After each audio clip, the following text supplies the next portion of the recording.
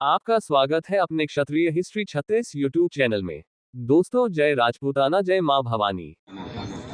आज हम जनपद आजमगढ़ के किरमा की पावन धरती पर उपस्थित हैं। यहाँ पर उपस्थित माताएं, बहनें, बुजुर्ग, नौजवान, बच्चों का मैं हार्दिक अभिनंदन वंदन करता हूँ। हमारे साथ सिंगर सीमा सिंह चौहान जी हैं। कार्यक्रम के आयोजक संतोष जी को मैं बहुत बहुत बधाई देता हूँ कि ये एक बार कहने पर यहाँ अपनी व्यवस्था को देते हैं। इसलिए मुझे बड़ा गर्व होता है कि ऐसे ही लोग जब समाज में होंगे तभी ये समाज जागरूक होगा।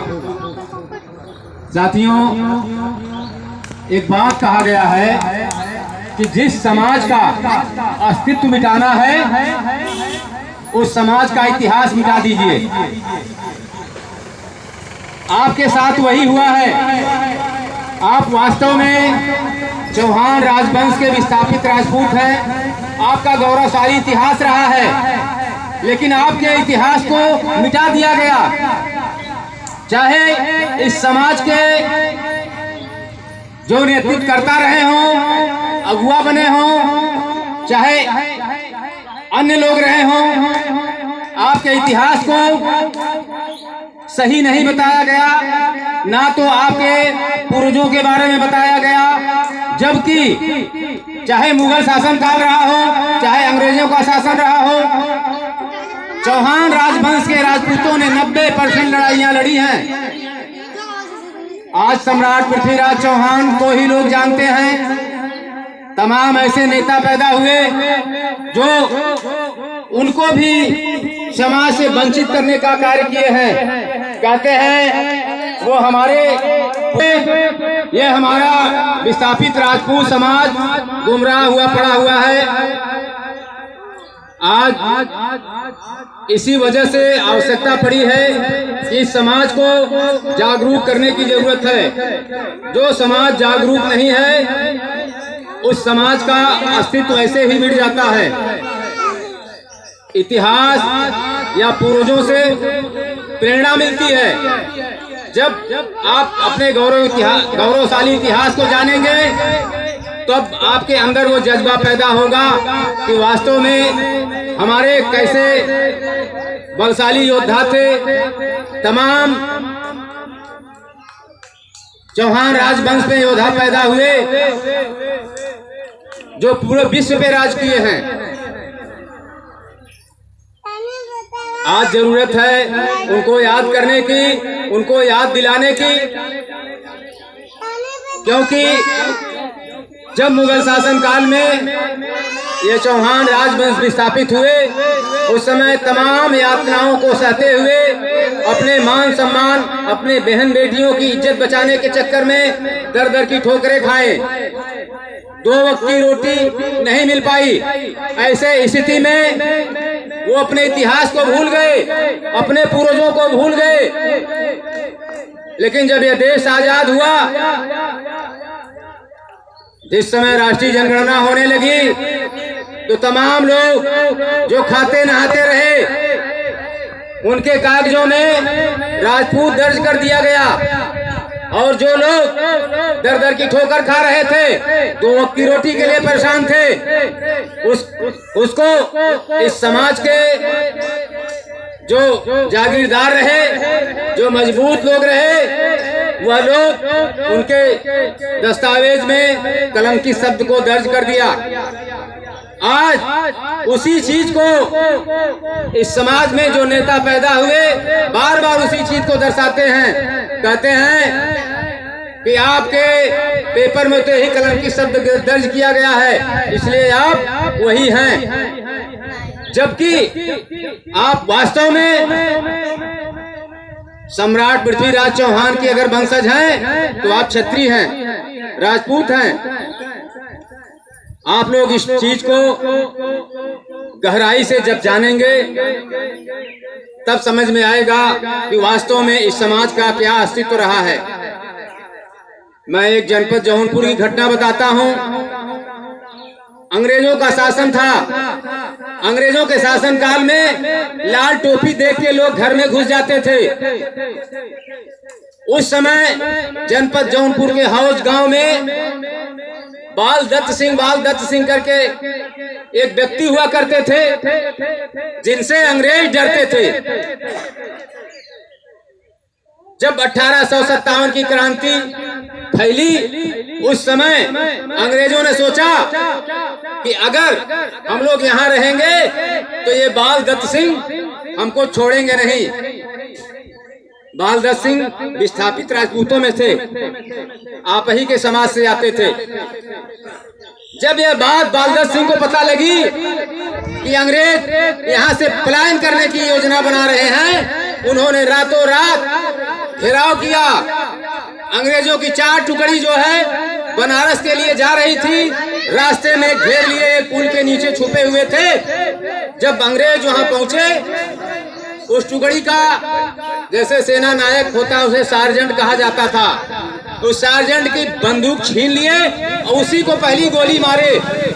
वो लुढ़कते लुढ़कते गया, एक सरपत की झुरमुट में छुप गया। बाकी जो बचे सारे लोगों को इन लोगों ने मार डाला। मारने के बाद एक भीटा था, उस भीटा को खोद के रातों रात उसमें दफन कर दिए और तमाम जो है कि बबूल की डाल वगैरह काट के उस पर रख दिए। जब सुबह हुआ, जब अंग्रेजों की टुकड़ी नहीं पहुंची तो वो ढूंढते ढूंढते उस स्थान पे पहुंचे जहां पर वो अंग्रेज सार्जेंट लुढ़कते लुढ़कते चला गया था सरपत की झुरमुट में। ये लोग उसको देख नहीं पाए। वही जो है पहचान बन गया कि यही जो है कि हमारे सैनिक मारे गए होंगे। उसी को पाए तो मरा ही, लेकिन उनको अंदाजा लग गया कि हमारे सैनिक यही मारे गए होंगे। उस समय अपने ही से मिल गया, अंग्रेज उसे लालच दिए। अंग्रेज ऐलान कर दिए कि जो इसका पता बताएगा उसको भारी भरकम इनाम दिया जाएगा। ऐसी स्थिति में वो पंडित जो है कि अंग्रेजों को बताया कि फला फला लोग थे, और उसमें एक चौहान राजवंश का भी व्यक्ति था, उसको भी लालच दिया। वो जाके गवाही किया, लेकिन अंग्रेज जब पूछने लगा कि तुमको कैसे पता लगा कि फला फला व्यक्तियों ने मारा है, तो वो बोला कि मैं पुल के नीचे छुप के देख रहा था। अंग्रेज उसको डांट के भगा दिया, बोला बेवकूफ कहीं के, जब तुम पुल के नीचे थे तब तुमने कैसे देखा कि ये घटना घटी और कौन कौन लोग थे। लेकिन उसका तबादला हुआ, दूसरा अधिकारी आया। जब दूसरा अधिकारी आया तो वह रात के अंधेरे में डिबरी, तब तो चलती थी, डिबरी लालटेन का जमाना था, डिबरी जला के उसने जो है कि वारंट रातों रात किया और सुबह होते होते 16 लोगों को गिरफ्तार किया। 16 लोगों को महुआ का पेड़ था उसमें लटका के दिन दहाड़े फांसी दे दी गई, और बाल दत्त सिंह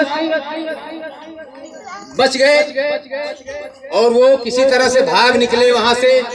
भागने के बाद वो काफी दिन गायब रहे और इलाहाबाद नदी के किनारे जो है अपना जीवन यापन कर रहे थे। तो ये जो दोनों मुखबिर थे, इन लोगों ने सोचा कि हम लोगों ने बड़ा पाप किया है और इस पाप का प्रायश्चित करने के लिए चलो हम प्रयागराज में नहा आते हैं। जब वहां गए तो वहां बाल दत्त सिंह कंबल ओढ़ के वहीं नदी के किनारे बैठे थे। इन लोगों ने पहचान लिया। इसके बाद फिर अंग्रेजों को सूचना दिया कि बाल दत्त सिंह वहां पे हैं। फिर बाल दत्त सिंह की गिरफ्तारी हुई और जब बाल दत्त सिंह से पूछा गया कि क्या किसने जो है कि अंग्रेजों को मारा, उन्होंने कहा मैंने मारा। वो 16 लोगों को जो फांसी दी गई वो तो निर्दोष थे। फिर अंग्रेजों ने इनको काला पानी कर दिया।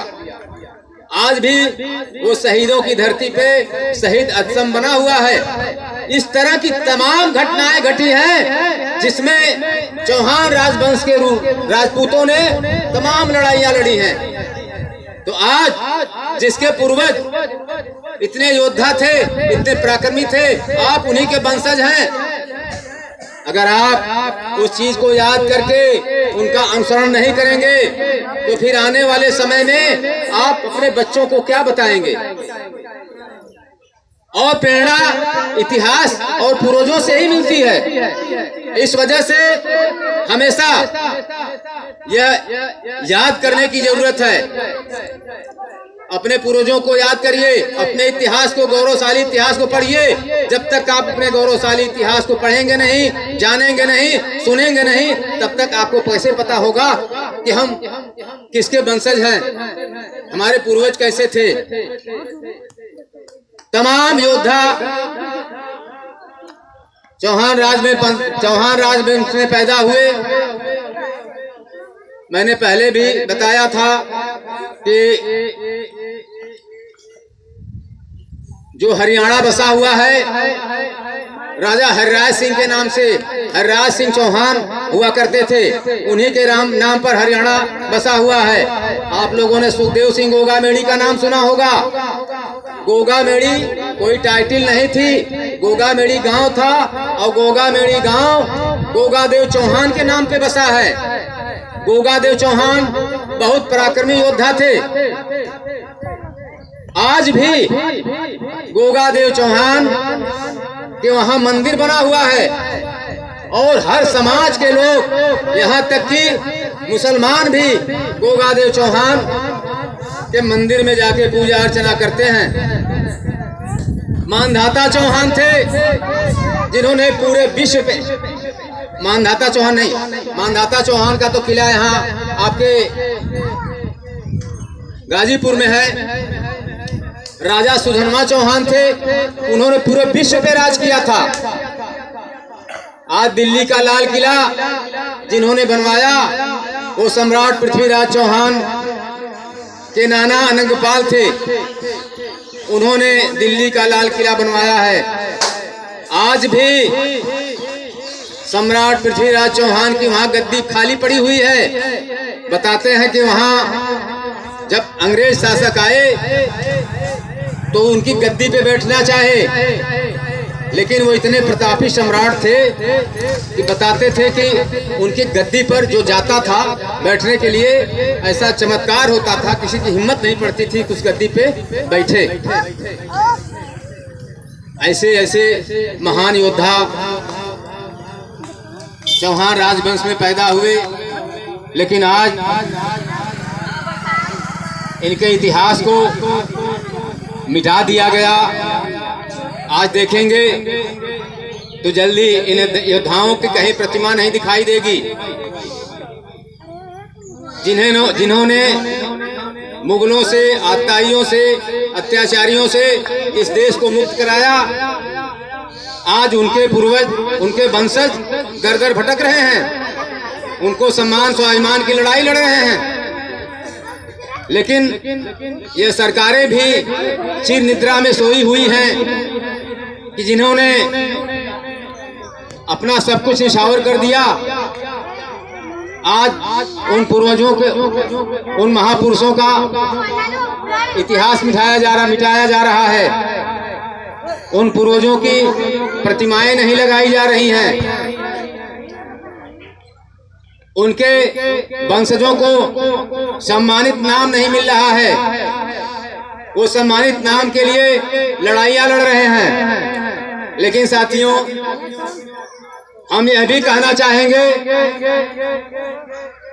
कि समय ऐसा है कि जब तक आप अपने हक के लिए लड़ना नहीं सीखेंगे, तब तक हक मिलने वाला नहीं है।